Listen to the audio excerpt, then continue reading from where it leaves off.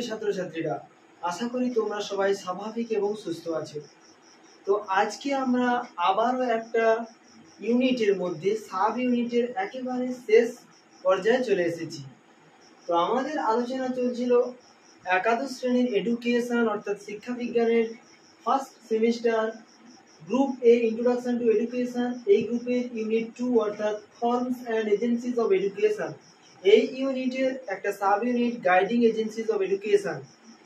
তো এই সাব ইউনিটটা ছিল সাব ইউনিট সি। ওকে, তো এই এজেন্সিগুলোর মধ্যে আমরা 5টা এজেন্সি আগেই আলোচনা করে ফেলেছি। আজ আমরা লাস্ট একটা এজেন্সি সম্পর্কে আলোচনা করব, সেটা হলো ইউনেস্কো। সেটা হলো কি ইউনেস্কো। আমরা ইউজিসি আগের ভিডিওতে আলোচনা করেছি, তোমরা চাইলে এই ভিডিওর ডেসক্রিপশন থেকে সেটা দেখে নিতে পারো। তো আজকে আমাদের আলোচনার পার্ট হচ্ছে কি ইউনেস্কো, NESCO।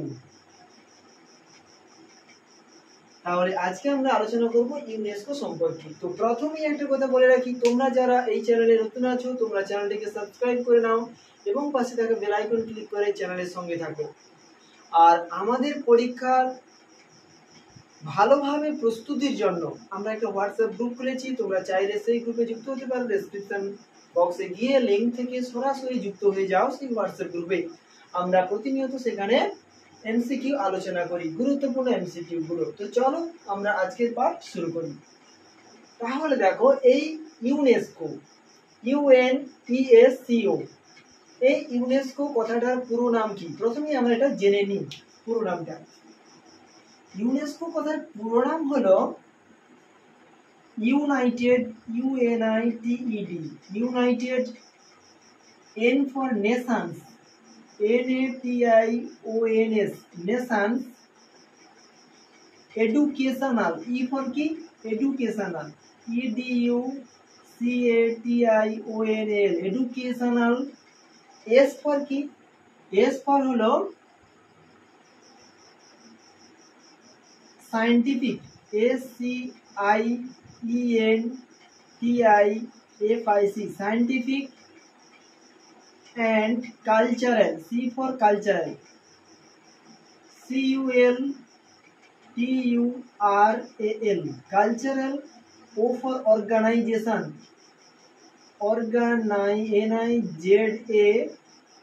NIZATION। ঠিক আছে, তাহলে এটা হলো কি ইউনেস্কো পুরো নাম।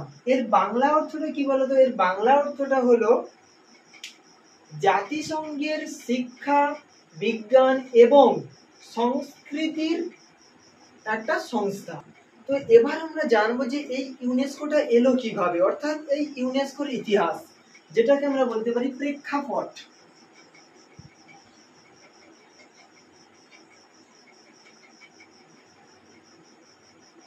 ইউনেস্কোর প্রেক্ষাপট কি?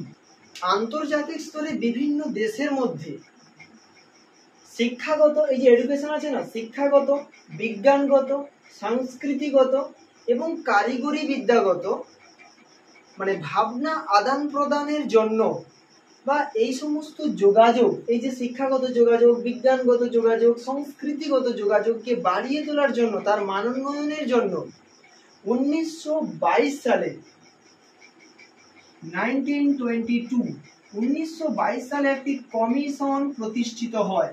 সেই কমিশনের নাম ছিল ICIC, অর্থাৎ কি ইন্টারন্যাশনাল কমিটি অফ, আমি পুরো নামটা লিখে দিই,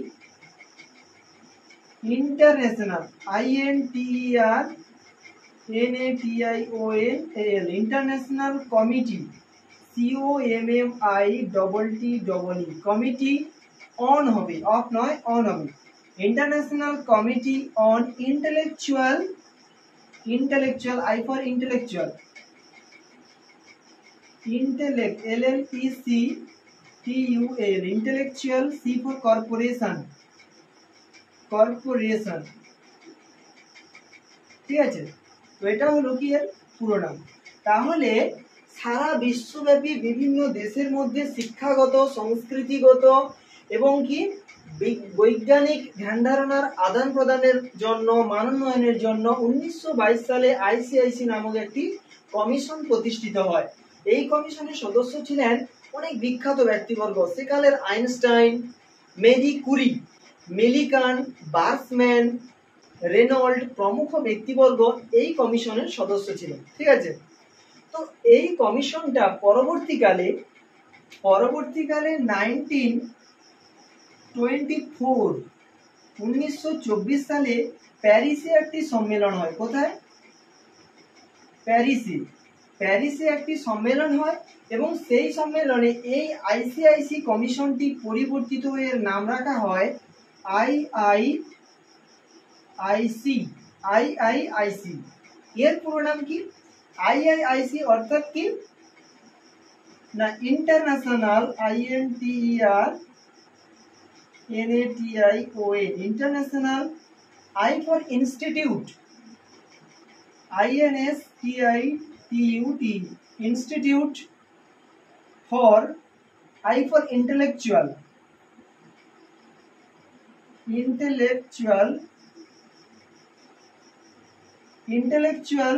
কর্পোরেশন, RATION। তো এই কমিশনটি গঠিত হয়, মানে এই যে কমিশনটা ছিল আইসিআইসি এটাকে বদলে দিয়ে রাখা হয় আইআইআইসি। তো এই আইআইআইসি রাখা হয় কবে না 1924 সালে প্যারিসে একটা সম্মেলন হয় সেই অনুযায়ী।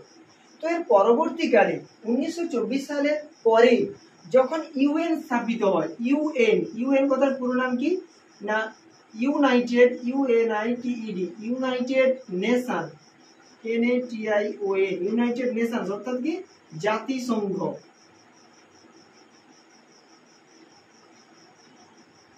ঠিক আছে, জাতিসংঘ ইউনাইটেড নেশনস এটা স্থাপিত হয় কবে না 1945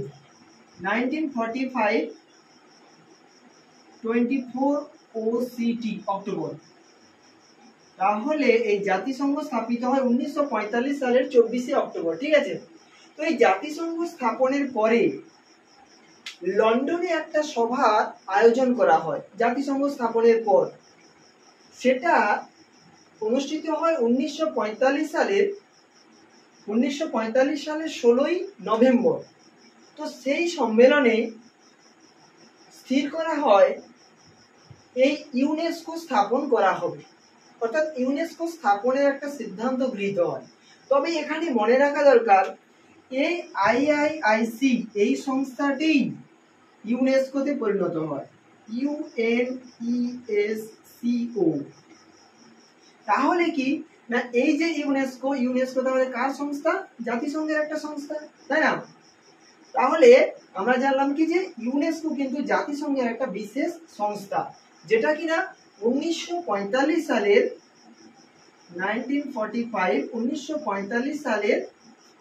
16ই নভেম্বর লন্ডনে একটা সভা আয়োজিত হয়েছিল। সেই সভাতে স্থির হয় যে এই ইউনেস্কো স্থাপিত হবে বা ইউনেস্কো গঠনের ব্যাপারে একটা সিদ্ধান্ত নেওয়া হয়। তো সেই অনুযায়ী 1946 এই ইউনেস্কো কার্যকরী হয়, অর্থাৎ কি এই ইউনেস্কোকে জাতিসংঘ তার একটি বিশেষ সংস্থা হিসেবে স্বীকৃতি দেয়। বারবার একটা কথা বলছি যে ইউনেস্কো কিন্তু কোনো একটা আলাদা সংস্থা নয়, এটা কিন্তু ইউএন আছে না, প্রথম ইউএন অর্থাৎ কি ইউনাইটেড নেশনস, অর্থাৎ এটা হচ্ছে জাতিসংঘের একটা সংস্থা।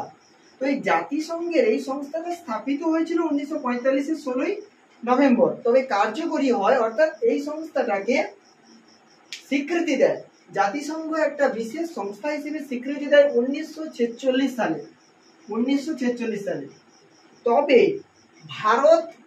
ভারতে এই সংস্থাটা অধিষ্ঠান ঘটে ভারতবর্ষে, সেটা কিন্তু হয় অর্থাৎ আমাদের ইন্ডিয়াতে, ইন্ডিয়াতে এই সংস্থাটি অধিষ্ঠিত হয় কবে 1948। ঠিক আছে, তো 1922 থেকে 1948 পর্যন্ত কিভাবে এই সংস্থাটা স্থাপিত হলো তার প্রেক্ষাপট কি সেটা আমরা আলোচনা করলাম। এটাই হলো ইউনেস্কোর প্রেক্ষাপট। এখান থেকে তোমরা অনেক এমসিকিউ পাবে। তোমরা চাইলে এই যেটা যেটা লিখালাম এটা তোমরা খাতায় তুলে নিতে পারো, এখান থেকে অনেক এমসিকিউ হয়। তো যাই হোক, এটা গেল কি এর প্রেক্ষাপট, কিভাবে কখন থেকে কবে এটা স্থাপিত হয়েছে এবং আজ পর্যন্ত কিভাবে তার বিবর্তন ঘটেছে। তো এরপর আমরা জানবো কি এই সংস্থাটার সদস্য। তাহলে এবার আমরা জানবো এই সংস্থাটির সদস্য। তাহলে এখন আমরা জানবো কি সদস্য, অর্থাৎ কি ইউনেস্কোর সদস্য সংখ্যা। দেখো এই ইউনেস্কোর প্রধান যে কার্যালয়,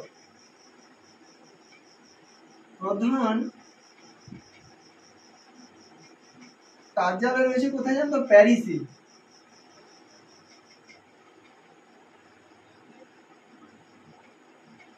এর প্রধান কার্যালয় রয়েছে প্যারিসে, যেটা কোথায় অবস্থিত?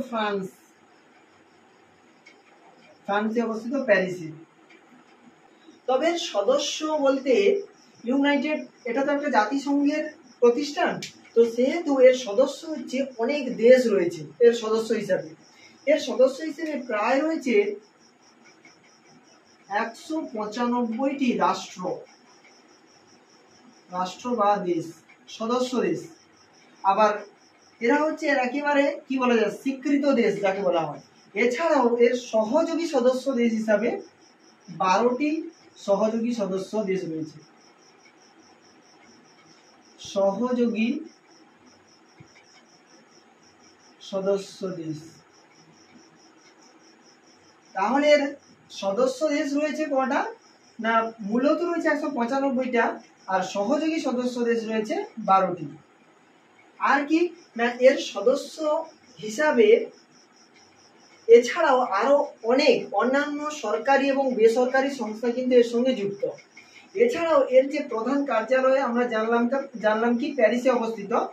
তো এই প্যারিসে এই সংস্থাটার কিছু আঞ্চলিক কার্যালয় রয়েছে। এই ইউনেস্কোর অধীনে রয়েছে প্রায় 53টি আঞ্চলিক সংস্থা বা আঞ্চলিক কার্যালয়,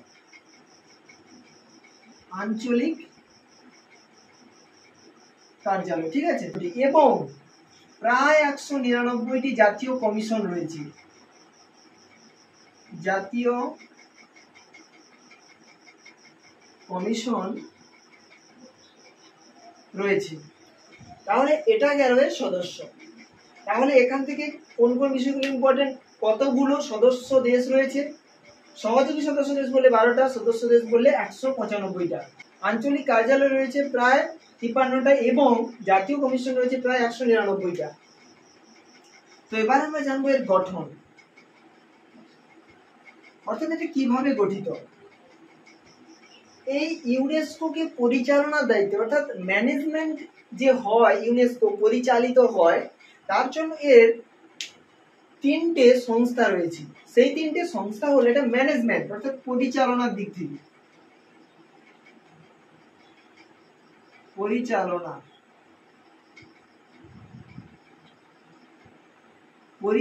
দিক থেকে এর 3টে মানে সংস্থা রয়েছে, বা তিন ভাবে এর পরিচালনা হয়ে থাকে। সেই 3টে দিক কি কি?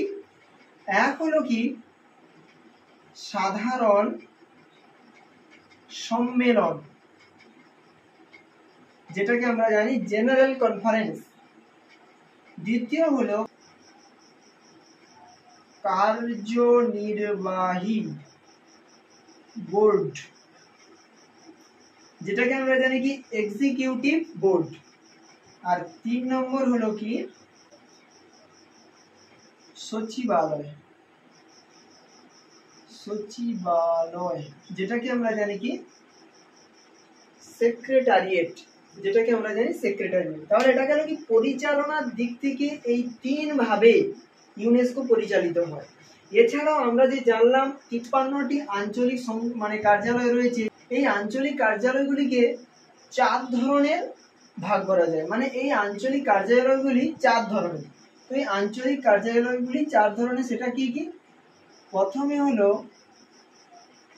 ক্লাস্টার অফিস,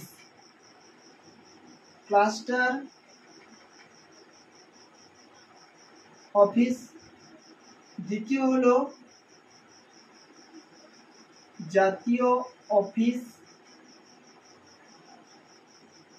তৃতীয় হলো ক্লাস্টার অফিস, জাতীয় অফিস, আঞ্চলিক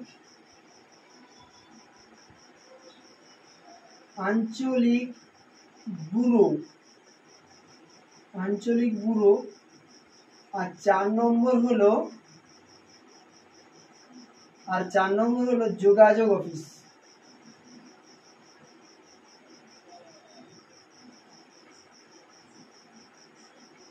অর্থাৎ এর যে আঞ্চলিক কার্যালয়গুলো রয়েছে এগুলো হচ্ছে 4 ধরনের, ঠিক আছে।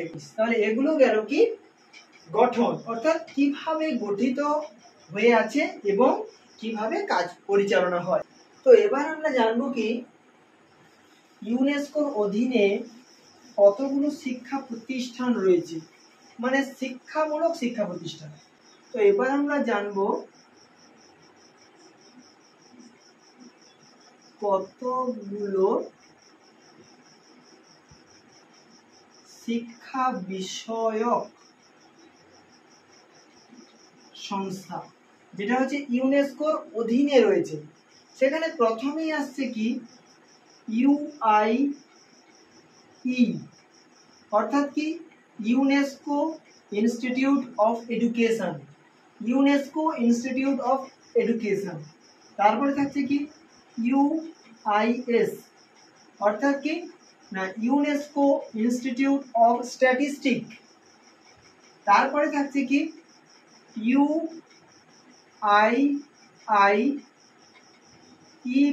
অর্থাৎ UNESCO international institute of educational planning. তাহলে কি হলো ইউ ফর কিন্তু ইউনেস্কো, ইউএনইএসসিও, ওকে, প্রত্যেকটা ইউ। তাহলে ইউ ফর ইউনেস্কো, তারপর ডবল আই আছে অর্থাৎ international institute of educational planning. তো এরপর আরো একটা রয়েছে সেটা হলো ইউআইবিই, অর্থাৎ কি সেই ইউনেস্কো, না এটা ইউনেস্কো নয়, এটা হচ্ছে university of international business and economics. তাহলে এটা কি হলো university of international business and economics. তাহলে এগুলো গেল কি না কতগুলো শিক্ষা বিষয়ক সংস্থা যেগুলো ইউনেস্কোর অধীন, ঠিক আছে, ইউনেস্কোর আন্ডারে বা অনুমোদিত এগুলো হচ্ছে শিক্ষা বিষয়ক সংস্থা। তো এবার আমরা প্রধান যে জিনিসটা জানবো সেটা হচ্ছে কার্যকারিতা বা কার্যাবলী।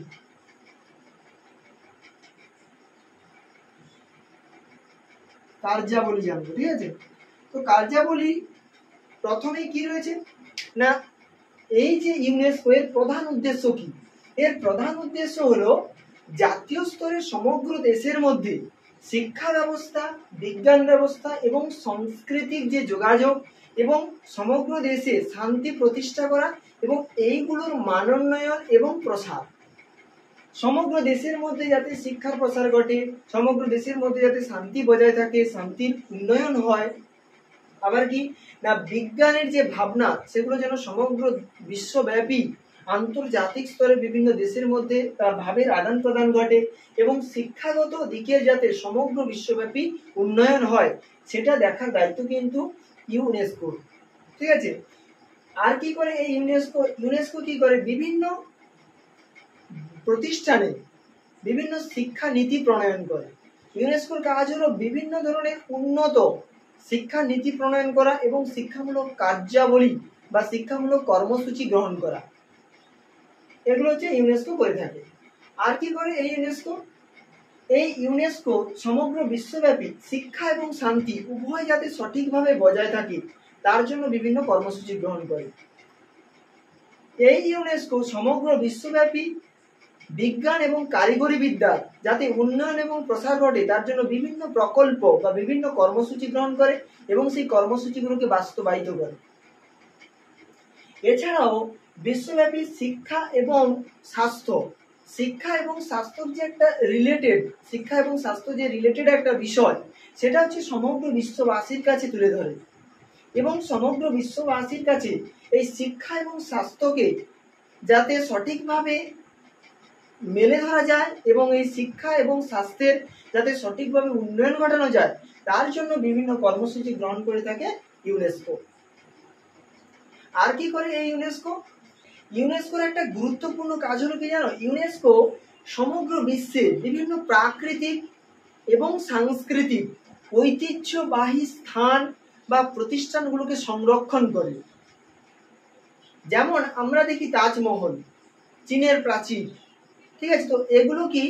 এগুলো হচ্ছে ইউনেস্কোর আন্ডারে। ইউনেস্কো এগুলোকে ঐতিহ্যবাহী স্থান হিসেবে সংরক্ষণ করে নিয়েছে। এগুলোর উন্নতি বলো, এগুলোর পরিচর্যা বলো, এগুলো সবই ইউনেস্কো করে থাকে। তাহলে বিভিন্ন প্রাকৃতিক এবং সাংস্কৃতিক যে ঐতিহ্যবাহী স্থানগুলো রয়েছে সেগুলো সংরক্ষণ এবং সেগুলোর উন্নয়নের দায়িত্ব কিন্তু ইউনেস্কো।